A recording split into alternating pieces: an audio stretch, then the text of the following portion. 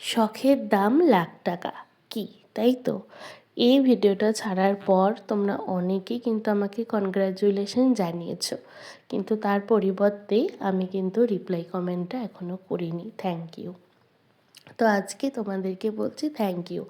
তবে সেটা আমার জন্য কেনা হয়নি, তবে কিন্তু আমাদের পরিবারেই এসেছে, নতুন সদস্য বলতে পারো।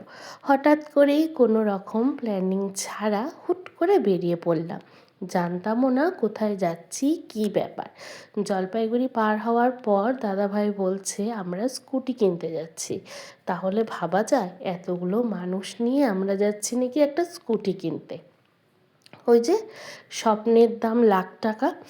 হ্যাঁ, হয়তো খুব একটা বড় জিনিস নয়, কিন্তু দেখবি যে কোনো জিনিস যদি আমরা সবাই মিলে আনন্দ করে যাই, তাহলে কিন্তু সত্যিই সেই জিনিসটার মানে গুরুত্ব আরও বেড়ে যায়, কি তাই না? আমার তো এটাই মনে হয়। তো নমস্কার বন্ধুরা, আমি সঙ্গীতা, আর আমার ছোট্ট একটি ব্লগে তোমাদের সকলকে স্বাগত জানিয়ে আজকের একটি ছোট্ট ব্লগ তোমাদের সামনে তুলে ধরলাম। তোমরা দেখে জানিও তোমাদের ভিডিওটি কেমন লেগেছে। এই দেখো, আমরা তো সবাই মিলে চলেও আসলাম, আর চলে এসেই যেটা পছন্দ হয়েছে সেটা কিন্তু সেটা নয়, এটা আরেকটা যেটা চালিয়ে দেখছে।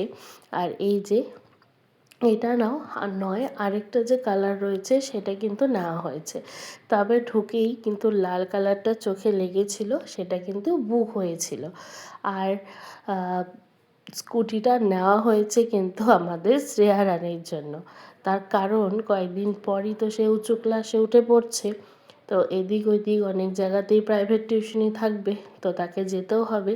সেজন্য কিন্তু জন্মদিন উপলক্ষে তাকে এটা দেওয়া হলো। জন্মদিন তো হয়ে গেছে এবছরের ফেব্রুয়ারি মাসে, তো তখন দেওয়া হয়নি, তো সেই গিফটটা কিন্তু এই যে 2 মাস পর সে হাতে পেল। তবে এটা আমাদের বাড়িতে কি হয় যে এই স্কুটি কিন্তু শুধুমাত্র শ্রেয়া চালাবে না, সবারই চালানো হবে। ওই যে বললাম না, ছোট্ট একটা জিনিস হতে পারে কিন্তু আনন্দটা আমাদের সবার।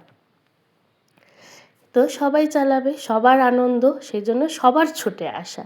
আর সত্যি খুব ভালো একটা সময় কাটালাম। অনেকটা সময় লেগেছিল জানো, এখানে অনেকক্ষণ শিলিগুড়িতে আমাদের থাকতে হয়েছে। সেই সকাল বেলায় বেরিয়েছি আর রাতে বাড়ি ফিরেছি। তাহলে চলো আজ বিদায় নিই, দেখা হবে আবার একদিন।